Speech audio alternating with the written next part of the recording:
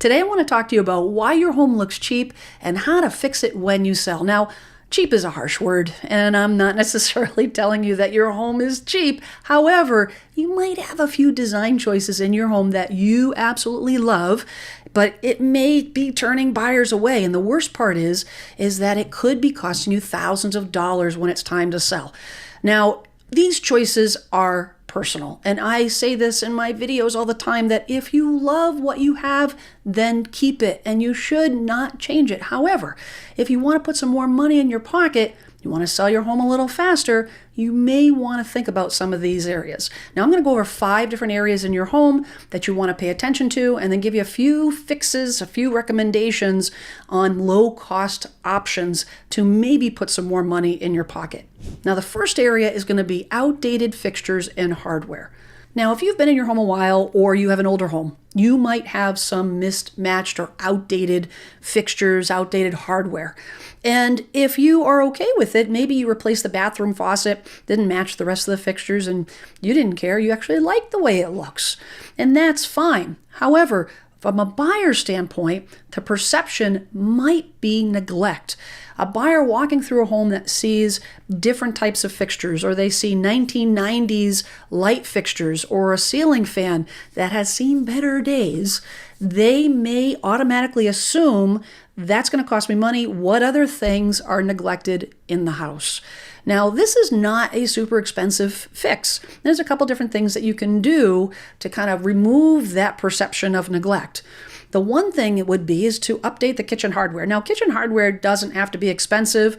You can actually get this on Amazon. Honestly, that's exactly what I did.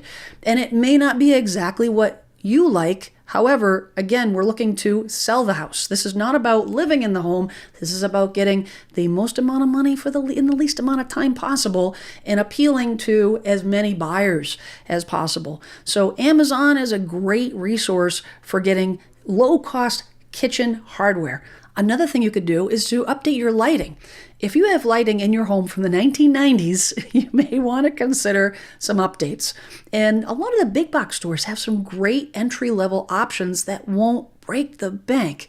And I'm not talking about updating to the latest trends and spending a ton of money on your light fixtures. You won't get the money back. Don't do that. You don't need to do that. But if you have old light fixtures, brass light fixtures that really have seen better days, having something entry-level, low-cost in its place will make a difference and will help ease some of that buyer perception. Now, speaking of lighting, the other area that you want to pay attention to is poor lighting. The challenge here is that spaces that are dimly lit feel smaller and less inviting. And if you have rooms that are solely reliant on overhead lighting, or you have a living room that only has a few floor lamps, and you like it that way, you like it on the darker side, that's what is comfortable to you. This is your home, and that's totally fine. However, that's not what we're talking about here. We're talking about the buyer's perception as they're walking through your home. And a buyer walking into a dimly lit home creates an uninviting atmosphere. So what can you do to fix it? Well, the first thing you can do, and the least expensive option, is to replace your light bulbs. Now, if you have any fluorescent light bulbs in your home, I'm going to tell you right away, replace those immediately. The problem with the fluorescent light bulbs is there is a warm-up period. When you flip that switch, it is dim at the onset, and it takes a little bit of time for those light bulbs to warm up. And that's exactly what you want to avoid, because a buyer doesn't want to stick around. They're not going to wait. They want to feel that room. They want that room to be inviting. So replacing those light bulbs with LEDs is what I recommend, but specifically you want warm LEDs. Now, again, if you prefer cooler color tones, totally fine. But when your house is on the market, the warmer color tones are going to create an overall welcoming atmosphere. And the other thing you could do is to add light. You can get some inexpensive floor lamps, some table lamps, or replace some of the fixtures that are maybe older. If you have a light fixture in your kitchen from 1985, it might be time to replace it with an LED light fixture. And they're not necessarily that expensive to do. Depends on your level level of expertise, your comfort with replacing something like an overhead light. But if you can replace at least the light bulbs and add some additional light fixtures to create more light in your home, that'll make a huge difference. Now, another area that you want to pay attention to is clutter and oversized furniture. Now, this is something that may be a challenge, especially if you've been in the home for a while. And if you like to collect memorabilia, and maybe you've inherited some furniture from family members, or you just like to collect nice things, you like to have little doodads and comfort items in your home, that can be tricky, and that may be an issue when you have the house on the market. And the reason is when you have too many items, you have too much clutter, too many pieces of furniture in a room, it can make it feel smaller. You can see a trend happening here, right? It makes it feel smaller. It can make the traffic flow feel awkward. It may even block natural light. If you have things that are in front of windows and it blocks that natural light from coming into the room, it can make that room feel dimly lit. That should sound familiar. There's a familiar message coming through this video. You want to make sure that that buyer has an easy path. And the other thing too is when there is so many pieces of furniture in a room, the buyer will have a hard time imagining it as their room. And that, at the end of the day, is what the goal is. When you put your home on the market, you are mentally moving out so that the buyer can mentally move in. And if the house has too many distractions in a room, that is really hard for a buyer to see past. And if it feels cramped because your furniture is a lot of furniture in the room, they will maybe have the perception that that room is not very big, when in reality, it might be a good sized room, but the furniture is getting in the way. So what can you do? You guessed it, you gotta move some stuff out. And oftentimes I will recommend putting things in storage. If you have a basement, I would rather see home sellers put furniture in a basement than clutter up the main level of the house. But ideally, getting it out of the house is the priority. If you plan to sell these items, if you plan to give them away, do that before the house goes on the market. If you're planning to take them with you to the next house, get a storage facility, get a pod. A pod in your driveway is better than cluttering up the house.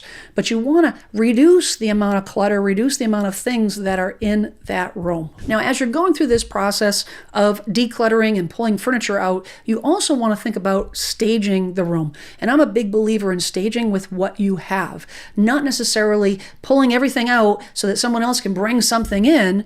You can stage with the items that you have, but knowing what to place where can be tricky. And that's when a skilled real estate agent comes into play.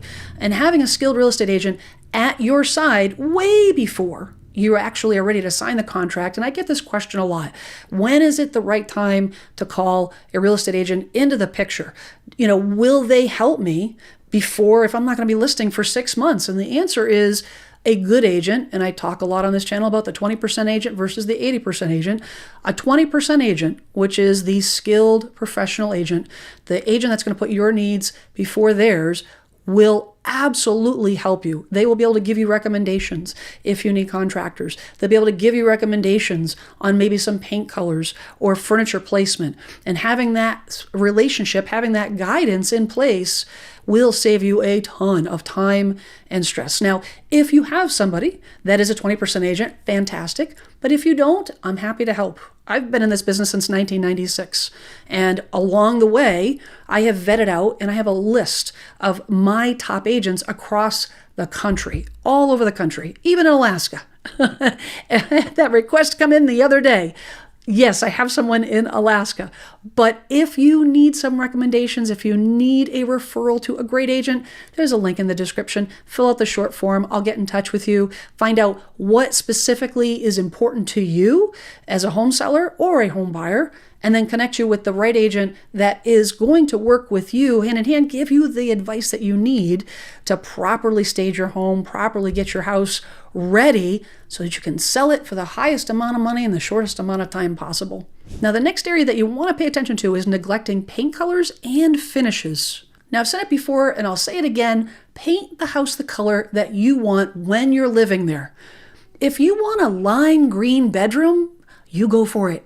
You do you. Enjoy it. However, when you put your house and it goes from a home to a house on the market, then you have to think twice, because a buyer walking through a lime green bedroom, all they can think of is, how much is this going to cost to replace? How much is this going to cost me to repaint?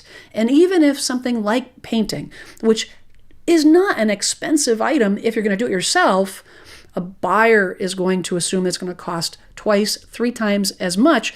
They may not have time to paint. They may not have the time to pick up the paintbrush or the interest in devoting the time. Maybe you're selling your home to a young family and they have kids. They don't have time to pick up a paintbrush. They're going to hire somebody. Cha-ching, cha-ching, cha-ching. So if you are painting it now and you're not going to be selling for 5, 6, 7 years, go for it. But if you are thinking about paint colors and finishes are also important. But if you're thinking about planning now for your paint colors and you're going to be selling in the next 6 months, a year, 2 years, you may want to think twice. And you want to really look at the colors that are going to appeal to the masses. And the other thing is you want to make sure you have the same color palette as you go from room to room. If you have conflicting colors and conflicting color palettes in adjoining rooms, that will create an emotion with the buyer. It'll make the buyer feel uncomfortable. And that's something that you want to be aware of as you're picking the different colors. Now, I went into detail about color palettes and how that all works, and you can check that out here. But when you're looking at your tones, when you're looking at your color spectrum, when you're looking at your finishes in particular, you want to make sure that that is falling in line with what is common and what's going to appeal to the widest audience. And then the last area is going to be neglected details that add up. So what we're talking about here is all the small things that need to be addressed, whether it be repairs, or small maintenance items. All of those things add up, and it could add up to a lot of money that the buyer perceives they need to spend, which will be deducted from their offer.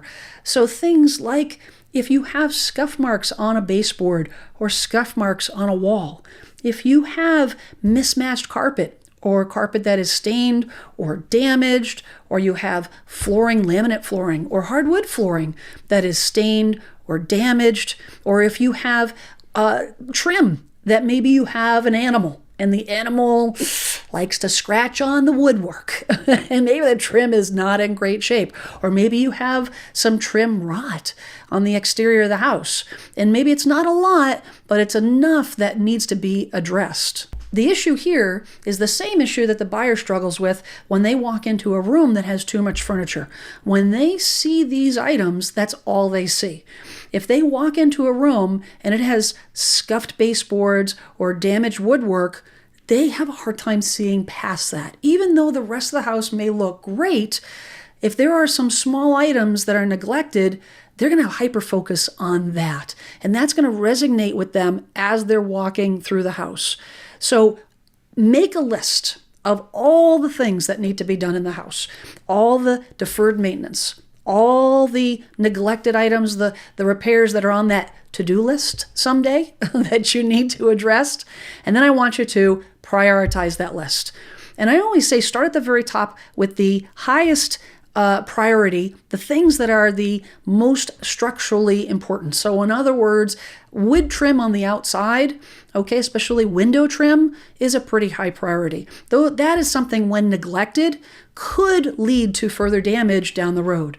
So something of that nature, 100%. If you have a plumbing leak in the basement and it only leaks here and there, it's a small leak, a little tiny drip, not a big deal, have it fixed. Have those repairs done, because the combination of all these small things will add up over time. Now, there's no such thing as a perfect house, and the goal here is not to take care of every little thing that might be wrong with the home. However, hopefully with some of these items, you can get yourself in a position so you have fewer buyer objections, get the house sold a little bit faster. But if you are in a position and you are looking to add value to your home, if you're looking to maybe over time, over the next 2, 5, 10 years, maybe do some updates and repairs that will actually add value, you're going to want to check out this video. I'm Sylvester, and I'm here to help you be a savvy home seller.